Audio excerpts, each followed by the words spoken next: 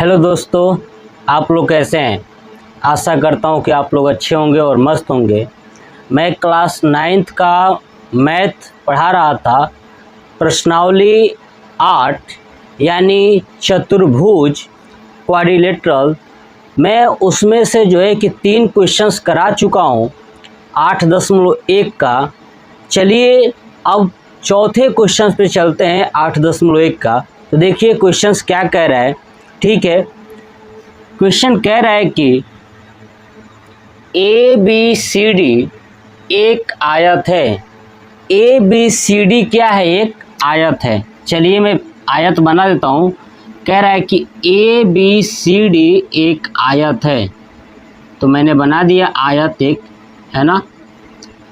A B C और D, ठीक है। कह रहा है कि ए बी सी डी एक आयत है, मैंने बना दिया, जिसमें विकर्ण ए सी, देखिए विकर्ण है ये ए और सी, इसको मिला दीजिए, ये है विकर्ण हमारा ए सी, है ना। इसने कहा कि विकर्ण ए सी दोनों कोण ए और सी यानी ए और सी को समद्विभाजित करता है। यानी जो विकर्ण है ना, ए को भी और सी को भी क्या करता है? बराबर बराबर भागों में बांट देता है। मतलब ये जितना होगा वो ये वाला होगा, जितना ये होगा उतना ही ये वाला होगा।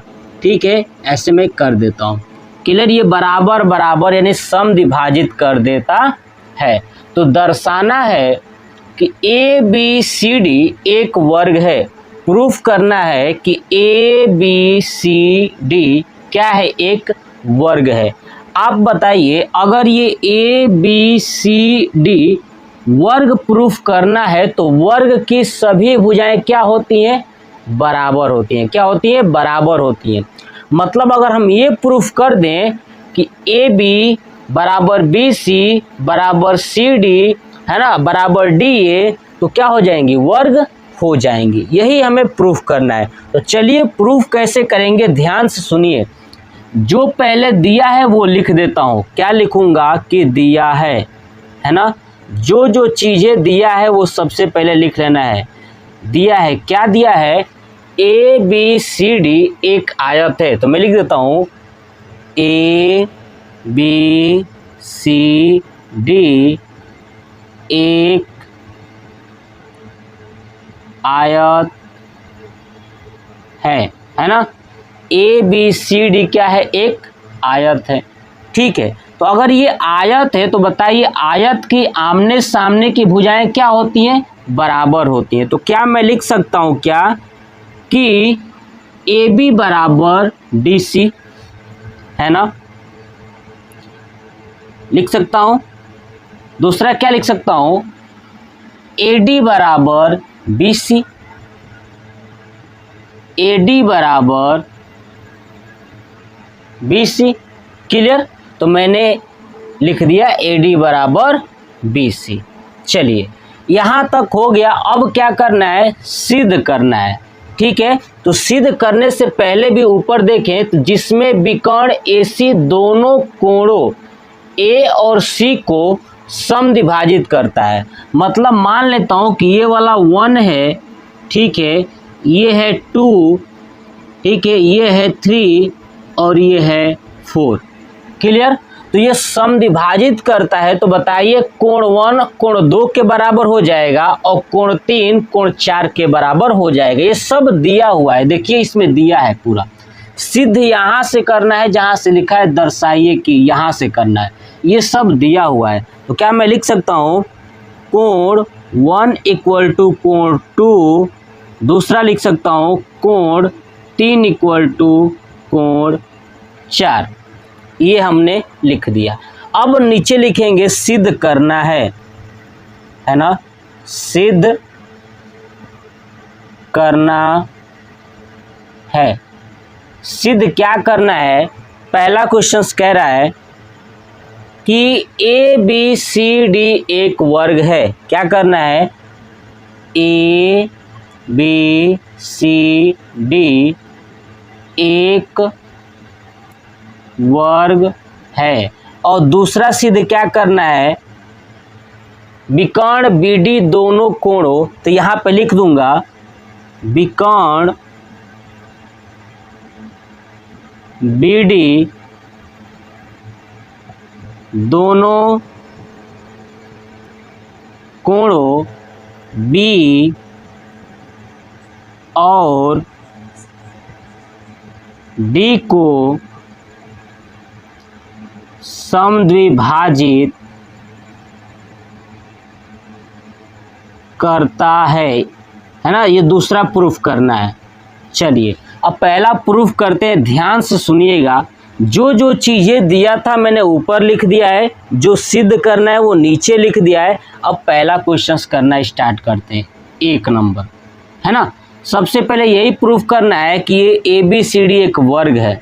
तो चलिए, आपको दिख रहा होगा कि अगर मैं दो भुजाएं बराबर कर दूं, देखिए AB DC के बराबर तो है ही, AD BC के बराबर है ही, लेकिन मैं अगर इस AB भुजा को इस AD भुजा के बराबर कर दूं तो ये भुजा इसके बराबर हो जाएगी और इसके बराबर ये भुजा है, इसके बराबर ये भुजा है, तो चारों आपस में बराबर हो जाएगी।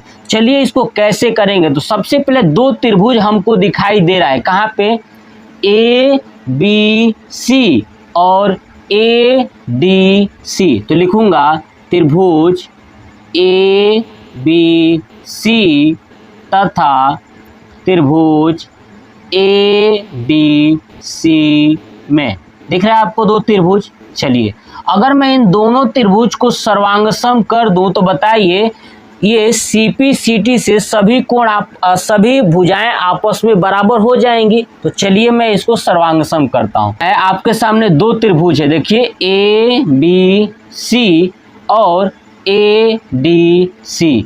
इन दोनों त्रिभुज में देखिए ये कोण 1 जो है कि कोण 2 के बराबर है और कोण 3 कोण 4 के बराबर है। तो मैं लिखूंगा कोण 1 बराबर कोण 2 कोण 3 बराबर कोण 4।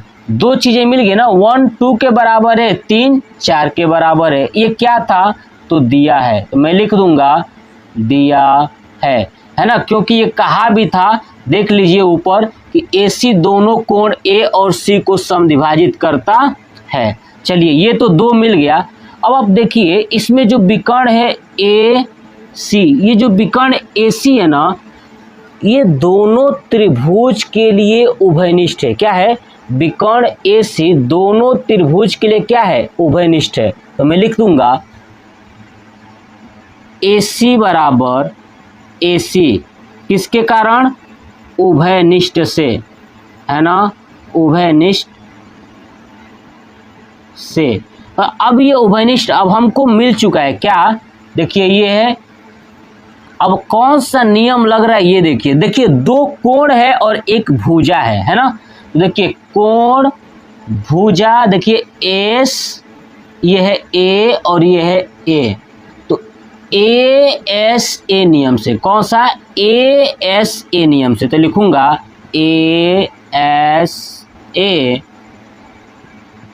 नियम से।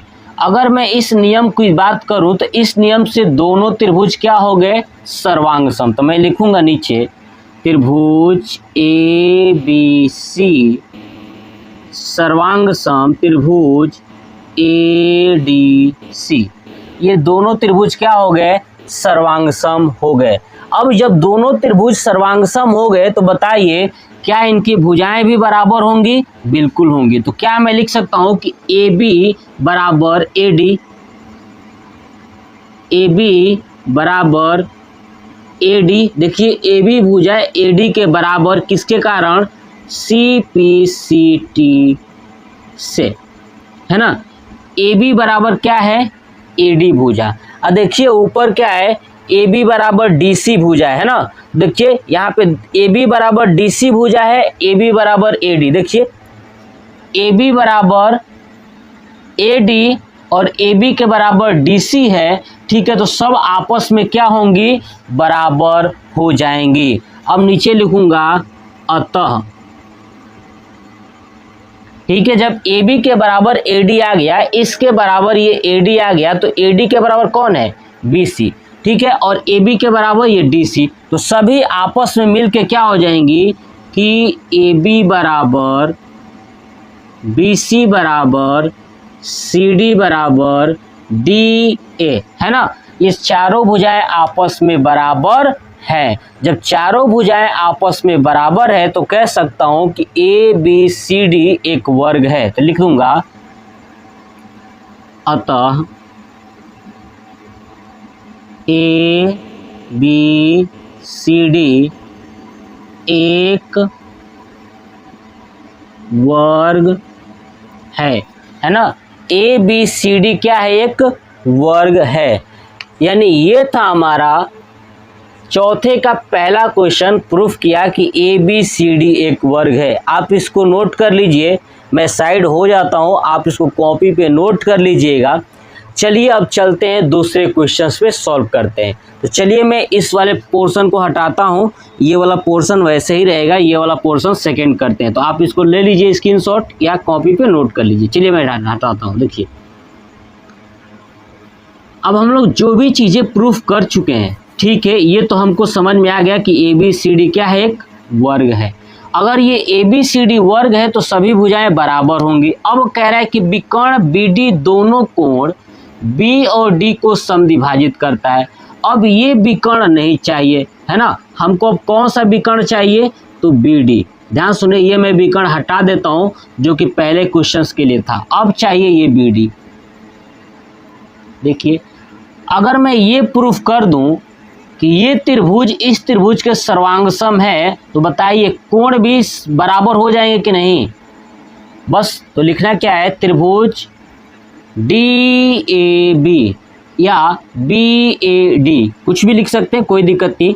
त्रिभुज बी ए डी तथा दूसरा लीजिए बी सी डी, त्रिभुज बी सी डी में। क्लियर, लिख दिया। चलिए बी ए डी में क्या क्या बराबर है, तो देखिए बी ए भुजा जो है कि डी सी के बराबर है। तो लिखूंगा बी ए बराबर डी सी, है ना। अब आप कहेंगे कि कैसे बराबर है, तो हमें पता है आयत से या वर्ग से। वर्ग में भी सभी भुजाएं क्या होती हैं, आपस में बराबर ही तो होती हैं। तो लिख लीजिए ए बी जो ये है, ए बी है या बी ए है, ठीक है ना। इसको आप कैसे भी लिख सकते हैं, देखिए मैंने बी ए लिखा है या आप ए बी लिख सकते हैं, कोई दिक्कत नहीं। तो ए बी बराबर डी सी, है ना। चलिए मैं ए बी लिख देता हूँ। तो ए बी बराबर डी सी, है ना। ये चीज़ें क्या हुआ है, तो दिया है, क्या है, दिया है। उसके बाद देखिए ए डी भुजा बी सी के, तो लिख दूंगा ए डी बराबर बी सी, ये भी क्या है, तो दिया है। लेकिन अब आप एक बात बताइए, जो मैंने ये बी से लेके डी तक एक विकर्ण खींचा है, ये दोनों त्रिभुज के लिए क्या है, उभयनिष्ठ। तो लिखूंगा बी डी बराबर बी डी, किसके कारण, उभयनिष्ठ से। किससे, उभयनिष्ठ से। अब जब ये उभयनिष्ठ से बराबर है तो देखिए यहाँ पे कौन सा नियम लग रहा है, भुजा भुजा भुजा, यानी एस एस एस नियम से। कौन सा नियम से, एस एस एस नियम से। यानी एस एस एस नियम से क्या है, तो ये दोनों त्रिभुज सर्वांग सम है। तो लिख दूंगा त्रिभुज बी ए डी सर्वांग सम त्रिभुज बी सी डी, ये दोनों त्रिभुज सर्वांग सम हो गए। अब जब दोनों त्रिभुज सर्वांग सम हो गए तो बताइए इनके कोण भी क्या होंगे, आपस में बराबर होंगे। तो इसका कोण मान लेता हूँ ये एक्स वाई, यहाँ पे ए और बी, है ना। तो लिख दूंगा कि कोण x बराबर कोण y और कोण a बराबर कोण b, किसके कारण, CPCT से। जब CPCT से सब कोण आपस में बराबर हो गए तो कह सकता हूं ना कि विकर्ण BD दोनों कोणों B और D को समद्विभाजित करता है। तो नीचे लिख दूंगा विकर्ण आगे जोड़ देंगे अतः विकर्ण BD दोनों कोणों B व D को क्या करते हैं, समद्विभाजित करते हैं,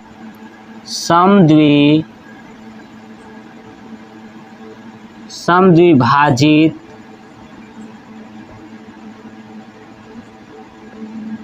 करते हैं। यानी ये था क्वेश्चन नंबर 4 का सेकेंड।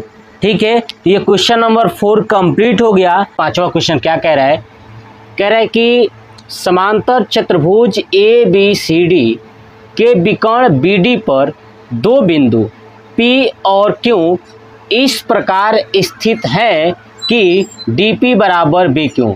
कह रहा है कि एक चतुर्भुज है ना, समांतर चतुर्भुज ABCD।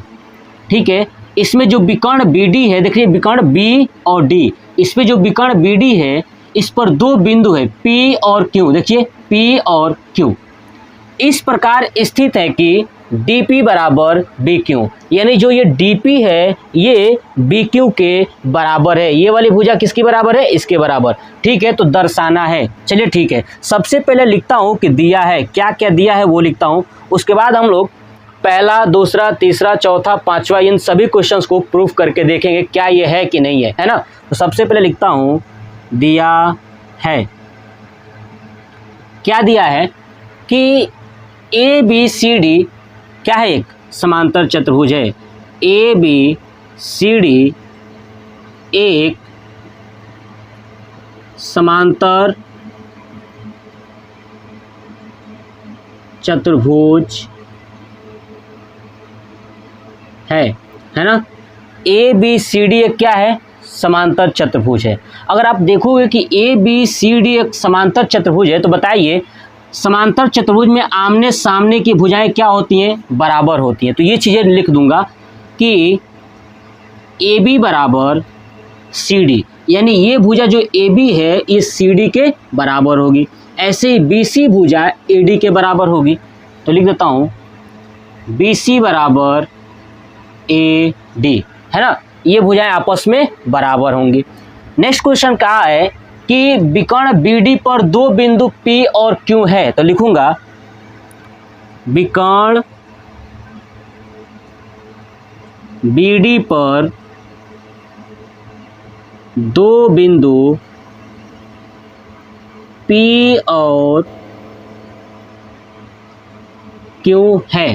तो P और Q है तो क्या कहा है कि DP बराबर BQ। लिख दूंगा DP बराबर BQ, मतलब इतना वो बात दिया हुआ था। चलिए ठीक है, अब हम लोग को प्रूफ क्या करना है, सिद्ध करना है। अब नीचे लिखूंगा सिद्ध करना है। पहला क्या करना है, सिद्ध त्रिभुज APD, त्रिभुज APD सर्वांग सम त्रिभुज CQB, त्रिभुज CQB। सबसे पहले जो त्रिभुज लिखा है इसको नीचे लिखता है। कैसे, एक एक क्वेश्चंस को हम लोग सॉल्व करते जाएंगे। पहले पहला बताऊंगा, फिर दूसरा, तीसरा, चौथा, पांचवा, ऐसे करके। देखिए पहला क्या लिखना है आपको कि त्रिभुज APD तथा त्रिभुज CQB में, है ना, क्योंकि इसी दोनों त्रिभुज को सर्वांगसम प्रूफ करना है तो इन दोनों त्रिभुज को लिखना पड़ेगा। अब सबसे पहले देखते हैं कि ये जो दोनों त्रिभुज है इसमें क्या ऐसी चीज है जो मैच कर रही है। पहले त्रिभुज देखते हैं APD, देखिए कहाँ है APD, ये वाला ऊपर देखिए, ये है ना, ये वाला त्रिभुज आपको दिख रहा होगा, ये वाला दिख रहा है APD। दूसरा दिया है CQB, C ये है, QB यानी ये वाला, आपको समझ में आ चुका होगा। जो जो दिया है पहले उसको मैंने लिख दिया।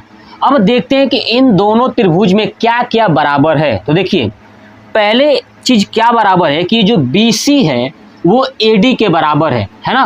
किसके कारण, समांतर चतुर्भुज से। तो मैं लिखूंगा कि जो यहाँ पे लिखे है ना, इसी के जस्ट नीचे अब ये लिखोगे कि BC बराबर AD, किसके कारण? समांतर चतुर्भुज से, या लिख सकते हो कि दिया है। तो मैं लिख देता हूं समांतर चतुर्भुज, समांतर चतुर्भुज से। बताइए BC और AD बराबर होंगे कि नहीं? BC और AD ये समांतर चतुर्भुज से बराबर होंगे। नेक्स्ट दिया था हमको BQ PD के बराबर है, यानी DP के बराबर है। देखिए DP BQ के क्या है? बराबर है। तो लिख दूंगा DP बराबर BQ। ये क्या था? दिया हुआ था, क्वेश्चन में क्या था? उसने दिया था, तो दिया है। दो चीज़ें तो मिल गई, एक मिल गया ये BC और एक मिल गया ये BQ, है ना। यहाँ भी मिल गया ये AD और यहाँ पे मिल गया DP। अब बताइए एक और चाहिए ना हमको, तीन चीज़ें चाहिए सर्वांग सम के लिए, यानी हमको एक मिला है S, दूसरा भी मिल गया S। देखिए ये BC क्या है? भुजा है S, और ये BQ भी क्या है? S। इसमें भी क्या है? AD S, और DP क्या है? S, यानी भुजा है। एक और चीज़ देखिए, अगर मैं ये कहूँ कि ये AD और BC ये समांतर चतुर्भुज है, तो बताइए ये दोनों समांतर रेखा होंगी कि नहीं होंगी?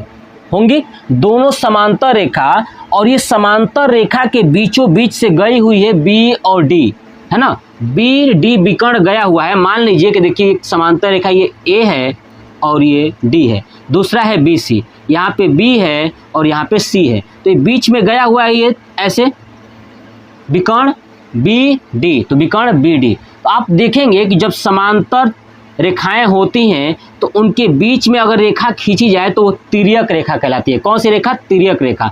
और तिर्यक रेखा का जो ये कोण है ना, ये क्या होते हैं? समान होते हैं। किसके कारण?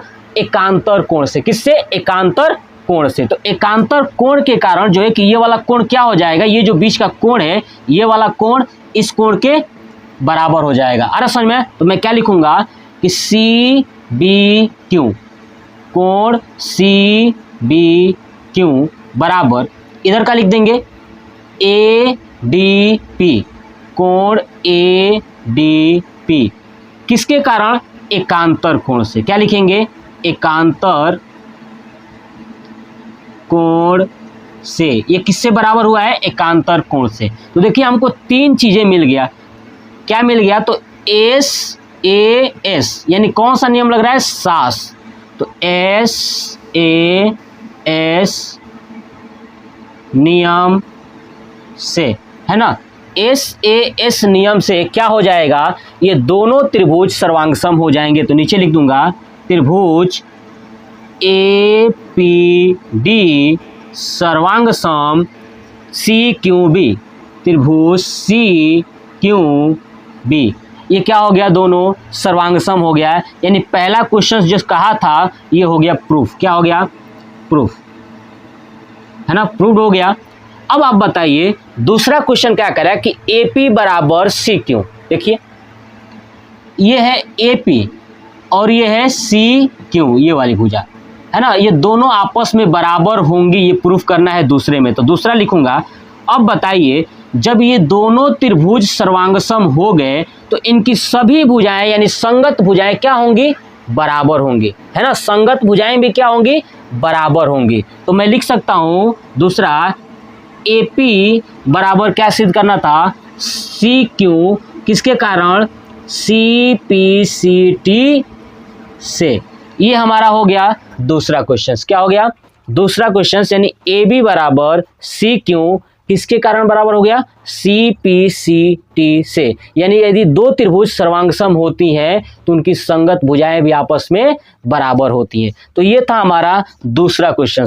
आप इसको नोट करिए, फिर मैं इसे रफ करता हूं, फिर क्वेश्चन नंबर 3 पे चलते हैं। मैं आशा करता हूं आपने स्क्रीनशॉट ले लिया होगा और क्वेश्चन को नोट कर लिया होगा। चलिए अब चलते हैं क्वेश्चन नंबर 3 पे। देखिए यहां से हटाता हूं। देखिए चलिए अब देखते हैं क्वेश्चन नंबर 3। देखिए क्वेश्चन नंबर 3 क्या कह रहा है कि त्रिभुज AQB, त्रिभुज AQB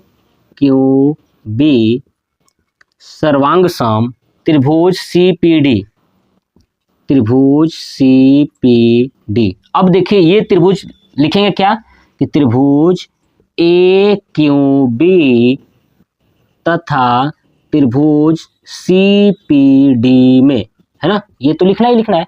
अब चेक करेंगे ये त्रिभुज कहाँ है, ठीक है, AQB, देखिए AQB, देखिए इस बार ना ये कहाँ त्रिभुज गया है, ध्यान से देखिए, ये वाला, इस बार इधर का त्रिभुज कहाँ है, देख रहे हैं, ये वाला, ठीक है। तो ये है AQB, ये वाला त्रिभुज की बात कर रहा है कि नहीं, ये वाला त्रिभुज इस बार, ठीक है। उसके बाद CPD यानी ये वाला त्रिभुज की बात किया है इस बार, क्लियर। तो हम जानते हैं कि ये जो AB भुजा है वो CD के बराबर है, लिख दूंगा AB बराबर CD। अब किसके कारण, तो बताइए, हम लोग अभी जानते हैं समांतर चतुर्भुज से, लिख दूंगा समांतर चतुर्भुज, है ना, समांतर चतुर्भुज से बराबर है, ठीक है। अब बताइए इसमें भी BQ और DP तो आ ही रहा है, देखिए आ रहा है कि नहीं इसमें, तो लिख दूंगा BQ बराबर DP, ये तो दिया था तो लिख दूंगा दिया है, ठीक है, दिया है। चलिए अब देखिए क्या इसमें भी एकांतर कोण बन रहा है, क्या आपको नजर आ रहा है, देखिए देखिए मैं दिखाता हूँ, देखिए यहाँ से ऐसे आया, यहाँ से ऐसे गया, है ना, यहाँ से देखिए देखते रहिए, और फिर ऐसे, यानी ऐसे बना हुआ है, इस बार पिक्चर ऐसे बना हुआ है, ठीक है, और ऐसे ऐसे बना है, यानी ABD और ये है C, तो ये भी एकांतर कोण बना ना, दो समांतर है, क्योंकि समांतर चतुर्भुज है तो समांतर रेखा है, अब बीच में तिर्यक रेखा तो एकांतर कोण बन गया। तो कौन सा कोण, AB, देखिए AB और यहाँ Q, तो लिख सकता हूँ कोण ABQ बराबर, इधर क्या लिखेंगे CDP, कोण CDP, किसके कारण, एकांतर कोण से, है ना, एकांतर कोण से ये क्या है, तो बराबर है, क्या है ये, बराबर है। अब हमको तीन चीजें मिल गया, क्या मिल गया, तो ये AB CD के बराबर था तो SBQ PD के बराबर था यानी DP के, तो दूसरा S और बीच में A मिला है यानी ये भी बनेगा SAS नियम से, है ना, SAS नियम से ये भी त्रिभुज क्या हो जाएंगे, सर्वांग सम हो जाएंगे। तो मैं लिख दूंगा क्या, त्रिभुज AQB सर्वांग सम CPD, त्रिभुज CPD, ये हो गया हमारा तीसरा क्वेश्चन प्रूफ, है ना, तो प्रूफ लिख दूंगा, ठीक है। आपको एग्जाम में ऐसे ही करना है। चलिए अब क्वेश्चन नंबर 4 देखते हैं। यहीं पे क्वेश्चन नंबर 4 क्या कह रहा है कि AQ बराबर CP, देखिए AQ, ये वाला AQ यानी ये वाला भुजा जो दिख रहा है ये वाला AQ, CP यानी ये भुजा बराबर करना है। तो जब हम जानते हैं कि जब दोनों त्रिभुज सर्वांगसम हो गया है ना, दोनों त्रिभुज सर्वांगसम हो गया है, तो बताइए ये जो भुजाएं हैं इनकी सम्मुख भुजाएं क्या होंगी, बराबर होंगी। तो क्या मैं लिख सकता हूं कि AQ बराबर CP, AQ बराबर CP, किसके कारण, CPCT से, है ना, CPCT से क्या होंगी, तो ये भुजाएं बराबर हो जाएंगी। आप इसको नोट कर लीजिए, ठीक है। मैं फिर से साइड हट जाता हूं, आप इसको कंप्लीट करिए, ठीक है। चलिए हो चुका होगा। चलिए अब क्वेश्चन नंबर देखते हैं 5। चलिए क्वेश्चन नंबर 5 यही पे करता हूं, आप इसको नोट कर चुके होंगे। देखिए क्वेश्चन नंबर 5 क्या कह रहा है कि बताना है कि APCQ एक समांतर चतुर्भुज है। कहाँ है APCQ, देखिए A, ठीक है, यहाँ पे है P, APCQ। अगर इनको समांतर चतुर्भुज प्रूफ करना है तो इसका मतलब कि आमने सामने की भुजाएं बराबर होनी चाहिए, यानी AQ के बराबर PC होना चाहिए और CQ के बराबर AP होना चाहिए। तो कह सकता हूं कि समांतर चतुर्भुज है, जबकि हम लोग प्रूफ भी कर चुके हैं कि AP के बराबर क्या है, QC है, और AQ के बराबर PC है या CP है ना, आमने सामने की भुजाएं सिद्ध हो चुकी हैं। तो यही प्रूफ करना है। तो सबसे पहले क्या लिखूंगा कि AP बराबर QC, है ना, AP बराबर QC, ये दोनों बराबर हैं। हमने क्या किया है, सिद्ध किया है, तो लिख दूंगा सिद्ध किया है। हमने सिद्ध किया है इसलिए मैं लिख देता हूँ सिद्ध किया है। दूसरा एक पी हो गया ना, ए पी वाला। चलिए तो अब ए क्यू और पी सी, तो ए क्यू बराबर पी सी, ये भी क्या किया है हमने, सिद्ध किया है। अब जब दोनों सिद्ध कर दिया है कि आमने सामने की भुजाएं बराबर हैं, तो क्या मैं कह सकता हूं कि ए पी सी क्यू एक समांतर चतुर्भुज है। तो मैं लिख दूंगा अतः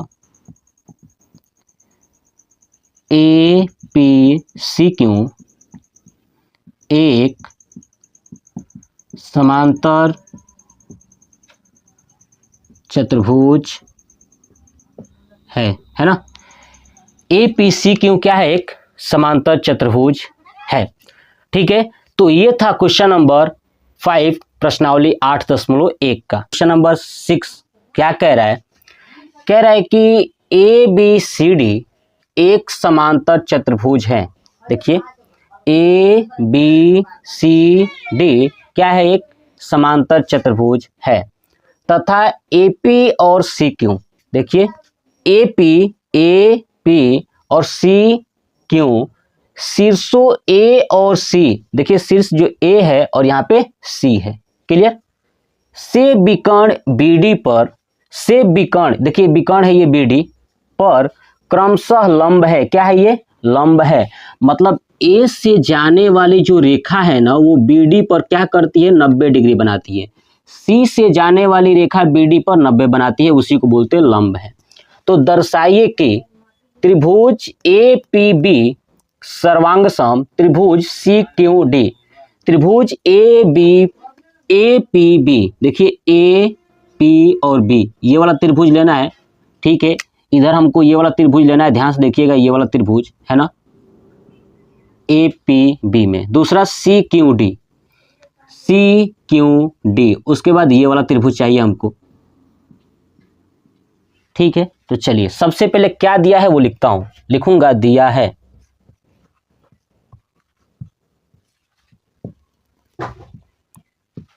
क्या दिया है, देखिए ए बी सी डी एक समांतर चतुर्भुज है। तो ये लिखूंगा ए बी सी डी एक समांतर चतुर्भुज है। देखिए जब समांतर चतुर्भुज होता है तो आमने सामने की भुजाएं बराबर होती हैं। तो क्या बताइए, ए बी के बराबर ये सी डी होगा, बिल्कुल होगा।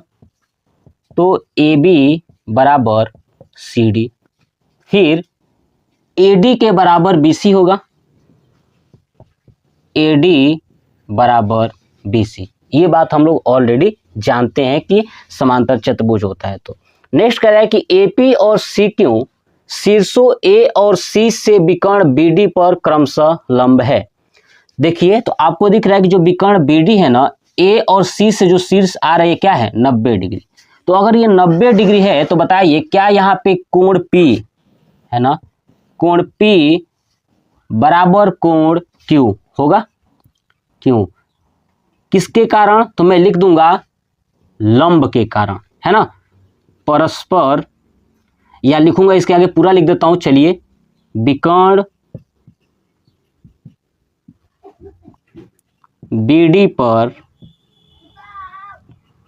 लंब के कारण, है ना, ये लंब के कारण क्या है, दोनों बराबर हैं क्योंकि दोनों में 90 डिग्री का कोण बन रहा है। क्लियर। चलिए अब देखिए सिद्ध क्या करना है वो लिखूंगा, नीचे लिखूंगा सिद्ध करना है। अब सिद्ध क्या करना है, देखिए कह रहा है कि पहला कह रहा है त्रिभुज ए पी बी सर्वांग सम त्रिभुज सी क्यू डी। दूसरा कह रहा है ए पी बराबर सी क्यू। देखिए यही ना हमको सिद्ध करना है दो। तो चलिए अब पहला सिद्ध करते हैं। पहला तो क्या करेंगे, कौन सा त्रिभुज दिया है, त्रिभुज ए पी बी, लिखूंगा त्रिभुज ए पी बी तथा त्रिभुज सी क्यू डी में, त्रिभुज सी क्यू डी में। इन दोनों त्रिभुज में देखेंगे कौन कौन सी चीजें बराबर हैं और कौन सी बराबर नहीं है, इसको लिखेंगे और यहीं से इसको सर्वांग प्रूफ करेंगे। चलिए ए पी बी और सी क्यू डी ये वाले में, तो पहला यही बराबर है कि ए बी बराबर सी डी, ए बी बराबर सी डी। अब ये आगे लिख देता हूं, दिया है लिख लीजिए, या लिख सकते हैं कि समांतर चतुर्भुज से। क्लियर।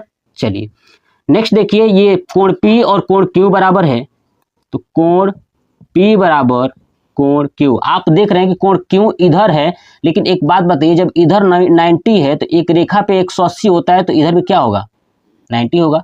तो कोण P बराबर कोण Q कोष्टक में लिख दूंगा कि लंब से। किसके कारण? लंब से। लंब हुआ है तो 90 डिग्री हो गया ना, तो इसलिए ये लंब से।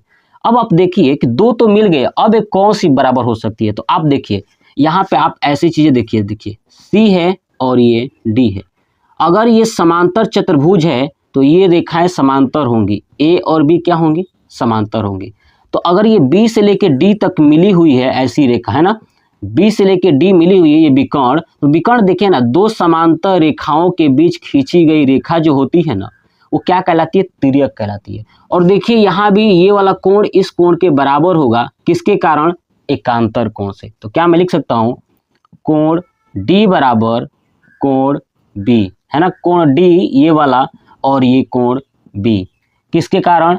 एकांतर कोण से। देखिए ये दो समांतर लाइन है और उसमें ये BD जो है कि क्या है? तिर्यक रेखा है, तो एकांतर कोण से। अब एकांतर कोण से ये क्या हो गई? तो तीन चीजें मिल चुकी है, दो कोण हमको मिला है और एक भुजा मिली है। तो दो कोण देखिए, ये वाली कोण है एक, है ना, एक ये और एक ये, और एक भुजा यानी ऊपर वाली। तो देखिए ये ए, ये भी ए और ये एस, तो ए एस नियम से। किस नियम से? ए एस नियम से। किस नियम से? ए एस नियम से। तो क्या लिखूंगा? त्रिभुज ए पी बी सर्वांग सम त्रिभुज सी क्यू डी, यानी ए एस नियम से ये दोनों त्रिभुज क्या हो गए? सर्वांग सम हो गए। पहला यही प्रूफ करना था, तो लिख दूंगा प्रूव्ड। चलिए नेक्स्ट दूसरा क्वेश्चन क्या कह रहा है? दूसरा क्वेश्चन कह रहा है ए पी बराबर सी क्यू। देखिए ए पी और सी क्यू, आप देखिए ना, इसी त्रिभुज में तो आ रहा है, ए बी जो पी था या सी क्यू जो डी था, इसी दोनों त्रिभुज में ये ए पी और सी क्यू आ रहा है। जब दोनों त्रिभुज सर्वांगसम है तो क्या बताइए कि ए पी और सी क्यू भी क्या हो जाएंगे? बराबर हो जाएंगे। किसके कारण? सी पी सी टी से। तो लिख दूंगा ए पी बराबर सी क्यू, किसके कारण? सी पी सी टी से, है ना, सी पी सी टी से ए पी बराबर सी क्यू हो जाएगा। मतलब आप देख रहे हैं कि ये प्रश्नावली 8.1 का बहुत ही देखने में शायद हार्ड लग रहा होगा, लेकिन बहुत ही आसान क्वेश्चन है।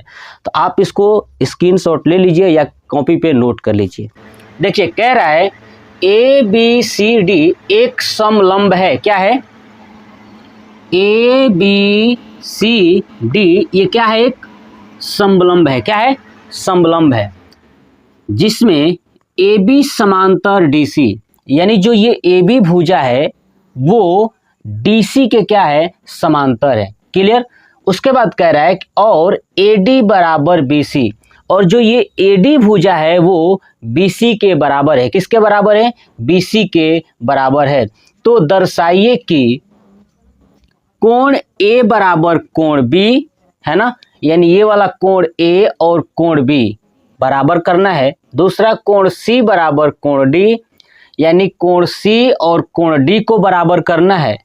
नेक्स्ट त्रिभुज ए बी सी सर्वांगसम त्रिभुज बी ए डी भी बताना है। और लास्ट में बताना है विकर्ण ए सी और विकर्ण बी डी ये आपस में बराबर होते हैं। क्लियर। तो चलिए इस क्वेश्चन को करने के लिए सबसे पहले आपको क्या करना है कि हमें क्या क्या दिया है वो लिख देता हूं। सबसे पहले लिखूंगा दिया है। क्लियर। क्या क्या दिया है ये मैं लिख देता हूं।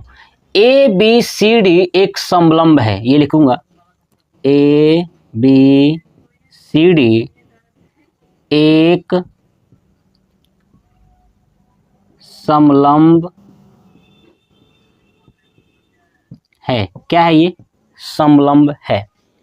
जिसमें ए बी समांतर डी सी, तो लिख दूंगा ये भी, ए बी समांतर है डी सी की, क्लियर। और ए डी बराबर बी सी भी दिया है, तो ये भी नोट कर दूंगा, ए डी बराबर बी सी। तो दर्शाइए कि, यानी अब वहां से सिद्ध करना है, तो नीचे लिखूंगा सिद्ध करना है।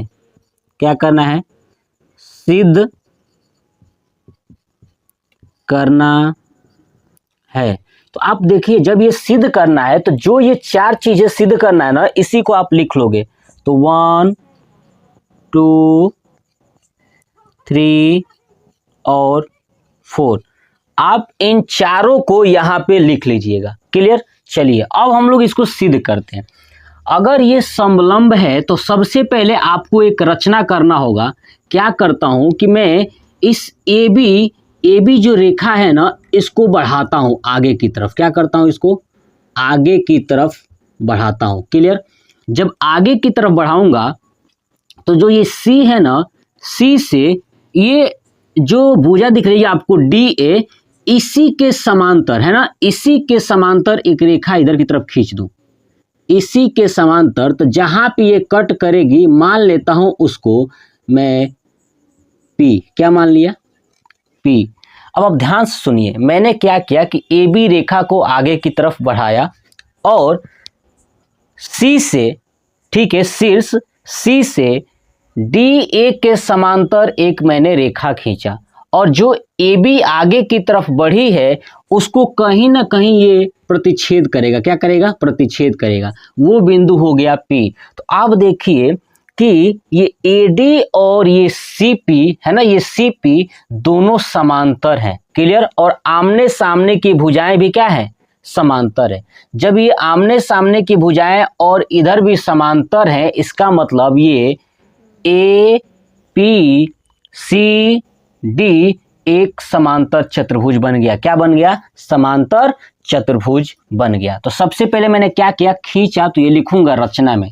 क्या लिखूंगा? रचना, ठीक है। और रचना में लिखूंगा जो चीजें मैंने बताया वही चीजें रचना में लिखना है। तो रचना में लिखूंगा कि ए बी भुजा को बढ़ाने पर, है ना, ए बी भुजा को क्या करने पर? बढ़ाने पर शीर्ष सी, देखिए सी से डी ए के समांतर, डी ए के समांतर एक रेखा खींचने पर ए बी भुजा, देखिए ये जो ए बी भुजा है ना, ए बी भुजा के बिंदु पी पर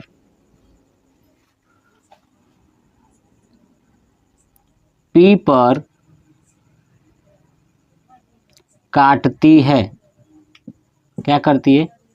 पी पर काटती है। तो देखिए पी पर वहां पे कट हो गया। इसका मतलब कह सकता हूं कि ए पी समांतर डी सी। देखिए ये पूरा अब क्या हो जाएगा? ए पी समांतर डी सी। ऐसे ही हो जाएगा ए डी समांतर सी पी।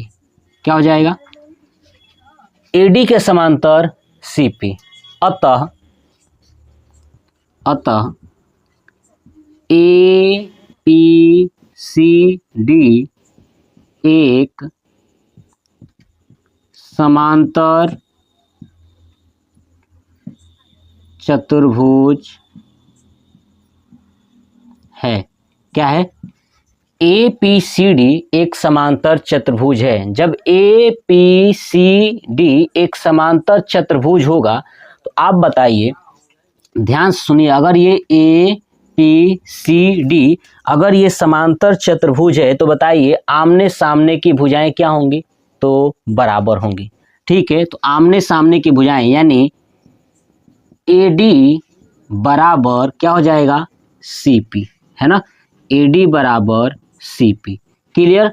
अभी हम लोगों को एक चीज दिया था कि ए डी बराबर बी सी है, इसको मान लेता हूं समीकरण 1 और इसको मान लेता हूं समीकरण 2। देखिए क्वेश्चन में दिया था कि ए डी बराबर बी सी, है ना, ए डी के बराबर बी सी है, लेकिन हमने अभी देखा कि ए डी बराबर सी पी भी है। क्यों? समांतर चतुर्भुज से। ठीक है, तो अब दोनों हो गया। अब लिखूंगा समीकरण 1 व 2 से। अब 1 और 2 से आप देखोगे कि ए डी बराबर बी सी है, ए डी बराबर सी पी है, तो मतलब दोनों में ए डी बराबर है, तो ये उधर वाला साइड भी क्या होगा? बराबर होगा। मतलब कि बी सी बराबर सी पी, है ना, बी सी बराबर सी पी, यानी जो ये बी सी भुजा है वो सी पी के क्या होगी? तो बराबर होगी। आपको बात समझ में आ गई? ये दोनों भुजाएं क्या हो जाएंगी? बराबर हो जाएंगी। अब हम लोग एक चीज जानते हैं कि जब दो भुजाएं बराबर होती हैं तो इन भुजाओं के सम्मुख कोण भी आपस में बराबर होते हैं। दिख रहा है? इस भुजा यानी जो सीपी है, इस भुजा के सम्मुख कोण ये कोण बी, है ना, और बीसी के सामने की भुजा कोण पी आपस में भी क्या होंगे? बराबर होंगे। तो मैं मान लेता हूं कि ये भी x है और ये भी x है। अपने मन से मान लेता हूं कि दोनों x x हो गई ये बराबर। यानी क्या लिख सकता हूं? बराबर भुजाओं के सम्मुख कोण बराबर होंगे। यानी जब दो भुजाएं बराबर हो गई तो बताइए इनके सम्मुख कोण भी क्या होंगे? बराबर होंगे। तो मैं यहां पे लिख दूं कि कोण x बराबर कोण x। अरे समझ में ना, ये भी कोण x है और ये भी कोण x है। चलिए अब आप सोचिए कि हमको प्रूफ क्या करना है। पहले ये चीज देखते हैं। पहला प्रूफ करना है कि कोण A बराबर कोण D, यानी हमने इस चीज को पहले ये कोण बराबर किया। जब ये कोण हमने बराबर किया तो आप ध्यान से सुनिए, मैं क्या, अगर ये एक समांतर चतुर्भुज है, क्या है? ए पी सी डी अगर समांतर चतुर्भुज है तो जो इसकी आसन्न, है ना, जैसे जो ये कोण है, ये वाला कोण और ये वाला कोण का योग हमेशा 180 डिग्री होगा। क्या होगा? यानी कोण ए और प्लस कोण पी का मान हमेशा 180 होगा। क्या होगा? 180 होगा। चलिए तो मैं लिखता हूं, ठीक है, क्या लिखूंगा? कोण ए प्लस कोण पी बराबर 180 डिग्री। क्लियर? चलिए अब ऐसे ही देखिए ये वाला, जब ये भुजाएं दोनों आपस में बराबर हैं, ठीक है, तो अब सोच के देखिए, जब यहाँ P का मान A के साथ जोड़े हैं तो 180, तो A को B के साथ भी जोड़ेंगे तो 180 ही होगा। तो मैं ये चीजें लिख देता हूं कि कोण, ठीक है, मतलब ध्यान सुनिए कि अगर A के साथ P को जोड़े हैं तो 180, तो फिर B को भी अगर P के साथ जोड़ूंगा तो भी 180 ही आएगा। तो मैं लिखूंगा कोण B प्लस कोण P बराबर 180। क्लियर? अब इन दोनों को सॉल्व करेंगे। इसको मान लेता हूं समीकरण 3, इसको मान लेता हूं समीकरण 4। जब 3 और 4 को सॉल्व करेंगे तो देखिए होगा कोण A प्लस कोण P बराबर कोण B प्लस कोण P। तो कोण P से कोण P कट जाएगा तो क्या बचेगा? कोण A बराबर कोण B। यानी ये हो गया पहला प्रूफ। पहला हमारा क्या हो गया? प्रूफ हो गया। यही हमें प्रूफ करना था कि कोण A और कोण B क्या होंगे? तो बराबर होंगे। तो ये मैंने प्रूफ कर दिया। चलिए अब चलते हैं, दूसरा चीज देखते हैं कि दूसरा क्या कह रहा है। कोण C और कोण D, आप इसको नोट कर लीजिए, ठीक है। चलिए अब मैं दूसरा करता हूं। तो चलिए मैं यहां से रफ कर देता हूं। आशा करता हूं आप लोगों ने नोट कर लिया होगा। बस आप याद रखिएगा कि कोण A और कोण B आपस में क्या हो गए? बराबर हो गए। जब दोनों बराबर हो जाएंगे तो हमने अभी देखा था कि कोण ए और कोण बी ये दोनों क्या हो गई, ये वाली बराबर हो गई। ठीक है, तो जब हमें पता था कि समांतर चतुर्भुज के ये कोण जो होते हैं इनका योग कितना होता है 180, तो यहाँ से अब जो है कि सी और डी बराबर करना है तो हम इधर से लेंगे कोण ए प्लस कोण डी, है ना। क्या करेंगे तो कोण ए प्लस कोण डी, ये भी कितना होगा 180 डिग्री। अब दूसरा लेंगे बी और सी, तो कोण बी प्लस कोण सी बराबर 180 डिग्री। क्लियर, इन दोनों को सॉल्व करेंगे। अब देखिए दोनों में 180 है तो ये दोनों आपस में बराबर हो जाएंगे, यानी कोण ए प्लस कोण डी बराबर कोण बी प्लस कोण सी।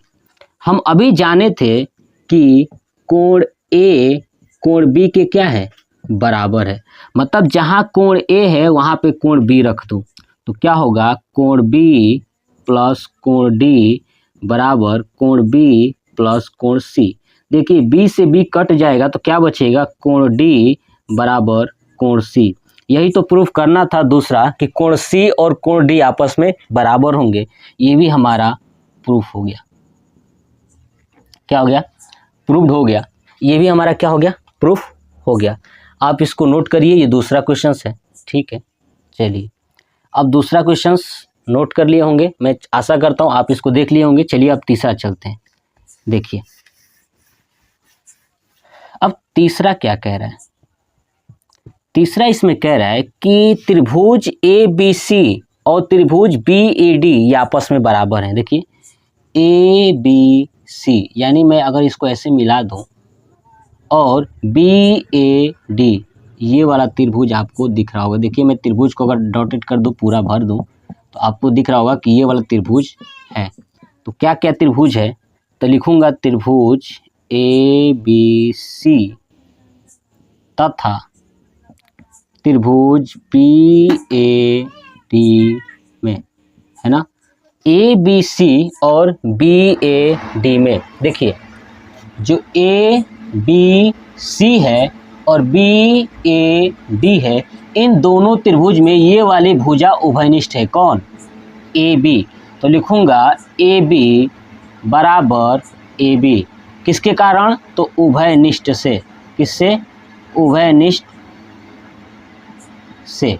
ये उभयनिष्ठ से क्या है, तो बराबर है। क्लियर। अब देखिए अब हम लोगों ने प्रूफ किया था एक चीज़ कि कोण ए और कोण बी आपस में क्या है, तो बराबर। लिख दूंगा कोण ए बराबर कोण बी, ये हम लोगों ने सिद्ध किया है, तो लिख दूंगा सिद्ध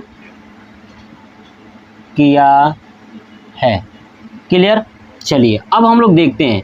देखिए जो एडी भुजा है वो बीसी के बराबर है, दिया था, तो लिखूंगा एडी बराबर बीसी, ये क्या है, तो दिया है। ये क्या है, दिया है। जो एडी भुजा है वो बीसी के बराबर है, ये दिया था। अब हमें देखिए क्या क्या मिला है, ये मिला एस भुजा, ये कोण यानी ए, और ये ऊपर वाला एस, यानी एस ए एस नियम से, एस ए एस नियम से क्या हो जाएगा, ये दोनों त्रिभुज सर्वांग सम, यानी ए बी सी सर्वांग सम त्रिभुज बी ए डी, ये दोनों त्रिभुज क्या हो जाएंगे, सर्वांग सम हो जाएंगे। अब चलिए क्वेश्चन नंबर 4 देखते हैं क्या कह रहा है। कह रहा है कि विकर्ण एसी विकर्ण बीडी के बराबर होंगी। देखिए विकर्ण एसी कौन सा है, ये वाला दिख रहा है आपको, और ये है बीडी। आपको दिख रहा है कि ये विकर्ण एसी और बीडी जो है कि दोनों उसी त्रिभुज में है जिस त्रिभुज को हमने सर्वांग सम किया है, तो ये भी क्या हो जाएंगे, आपस में बराबर हो जाएंगे। यानी एसी बराबर बी डी, किसके कारण, सी पी सी टी से। किसके कारण, सी पी सी टी से जो है कि एसी और बीडी आपस में बराबर हो जाएंगे। तो ये था प्रश्नावली 8.1 का लास्ट क्वेश्चन, यानी 7 नंबर। ठीक है, मैं आशा करता हूं कि आपको अच्छे से समझ में आया होगा। अगर नहीं आया है तो आप वीडियो को कई बार देखिए और समझिए, छोटे छोटे कॉन्सेप्ट आप समझोगे तो क्वेश्चंस को सॉल्व कर लोगे।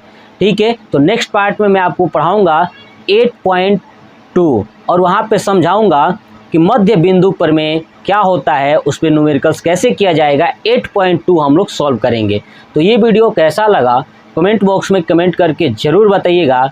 जय हिंद, जय भारत, वंदे मातरम।